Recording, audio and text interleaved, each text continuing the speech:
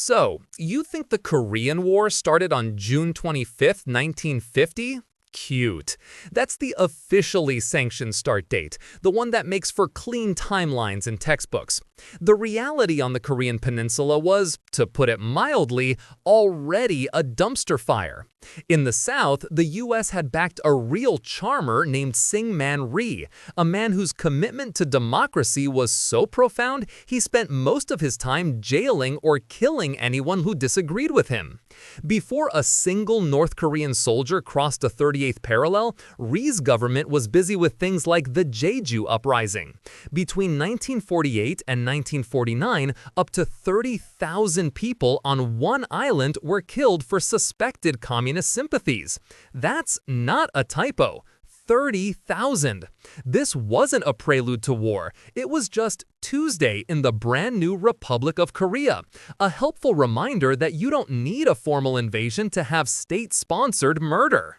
Speaking of Rhee's greatest hits, let's talk about the Bodo League. It sounds like a wholesome bowling club, doesn't it? It was actually a re-education program started in 1949. The government told communists or sympathizers to sign up, promising them protection and a fresh start. About 300,000 people, some actual communists, many just villagers forced to join by local quotas, dutifully signed their names on a list. When the North invaded in 1950, the South Korean government suddenly had a very convenient, beautifully organized list of potential traitors. What followed was the Bodo League massacre. Over the summer of 1950, police and military units rounded up tens of thousands of these registered members, took them to deserted mines or sea trenches, and executed them. Estimates range from 100,000 to 200,000 people killed. American and British officers knew it was happening, occasionally filed reports expressing mild concern, and then went back to worrying about logistics. It was a stunning display of administrative efficiency meeting pure paranoia. Of course, it would be unfair to suggest only one side was an expert in barbarism. When the Korean People's Army, the KPA, blitzed south, they brought their own brand of horror. Their specialty was liquidating counter-revolutionaries, landlords, intellectuals, civil servants, anyone associated with Rhee's government. At the Seoul National University Hospital, KPA troops found wounded South Korean soldiers and massacred them in their beds, along with doctors and nurses. In places like Daejeon, as the KPA was forced to retreat, they executed thousands of political prisoners they had rounded up. The methods were brutal, designed for terror. It was a revolving door of atrocities. Whoever controlled the town this week was busy murdering the people who supported the guys who controlled the town last week. A truly sustainable model for nation building. And then the United Nations, which mostly meant the United States, showed up to restore order. The official term was a police action, which is a fantastically sterile way of describing what happened next. American GIs, many of them green troops fresh from occupation duty in Japan, were thrown into a chaotic retreat. They were terrified, couldn't tell friend from foe, and were fed horror stories about North Korean infiltrators hiding among refugee columns. This paranoia led directly to events like the No-Gun Rhee massacre in July 1950. U.S. troops from the 7th Cavalry Regiment opened fire on a group of several hundred South Korean refugees huddled under a railway bridge. The killing went on for 3 days.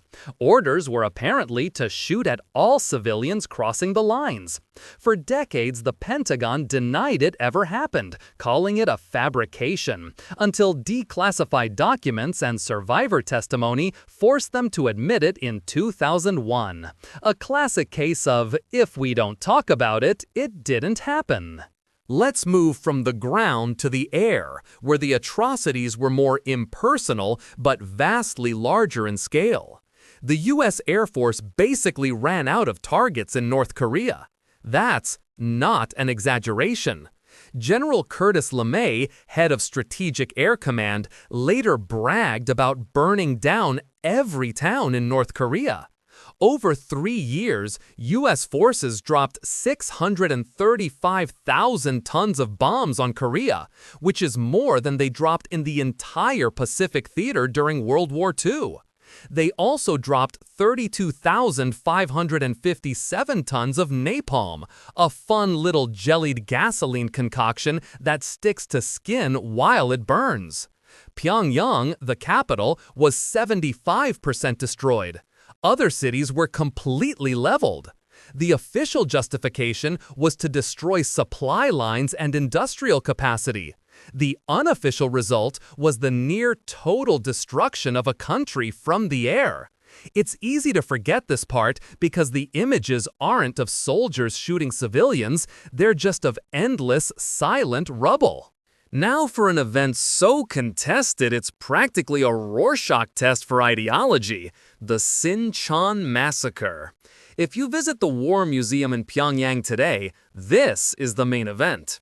They'll tell you that during a 52-day period of U.S. occupation in the fall of 1950, American troops, under the command of a General Harrison, brutally murdered over 35,000 civilians in Sinchon County. The stories are lurid and specific, involving people being burned alive and hammered with nails. Western accounts, unsurprisingly, are different. They suggest that while mass killings certainly happened, they were mostly score settling between local communist and anti-communist militias, possibly with some American involvement, or at least a blind eye turned. The truth is probably somewhere in the messy, bloody middle. What's undeniable is that thousands died horribly, and the event was polished into the perfect propaganda diamond by the North Korean regime to justify its hatred of the United States forever. History isn't about what happened, it's about who tells the story best. The fun didn't stop on the battlefield. For the tens of thousands captured on both sides, life became a new kind of hell. The North Koreans and Chinese ran POW camps that were notorious for starvation, exposure, and a complete lack of medical care. The death rates were astronomical. They also pioneered intensive brainwashing techniques, forcing prisoners into endless re-education sessions. It was so effective, it gave the West a brand new term, brainwashing. But the UN camps in the South, particularly on Jeoje-do Island, weren't exactly holiday resorts either. They were overcrowded, violent, and essentially run by warring compounds of pro-communist and anti-communist prisoners who conducted assassinations and kangaroo courts. At one point, the communist prisoners managed to capture the American camp commandant, General Dodd, and held him hostage for 3 days until his replacement agreed to their demands. It was an absolute circus of incompetence and brutality, proving that no one had a monopoly on making terrible decisions. By the time everyone got tired of killing each other and signed an armistice in 1953, the peninsula was ruined and somewhere around 3 million Koreans were dead. And then the Great Forgetting began. In the West, it was sandwiched between the good war of WW2 and the televised disaster of Vietnam, so it became the Forgotten War. All those messy details about massacres and civilian casualties were quietly files away. In South Korea, a succession of military dictatorships made it illegal to even discuss things like the Bodo League massacre. You couldn't mourn your executed grandfather because acknowledging his death meant admitting he was a communist, which could get you arrested. It wasn't until the year 2005, now a democracy, established a Truth and Reconciliation Commission to finally dig up the mass graves and the official records. They confirmed the government had slaughtered its own citizens on a massive scale. It only took them half a century to say it out loud. In North Korea, of course, the story is very simple. The American imperialists and their southern puppets committed every crime imaginable, and the glorious Juche idea saved the people. Nuance is not their strong suit. If you enjoyed this video, please like, comment, and subscribe to our channel for more historical insights. Thanks for watching, nerds!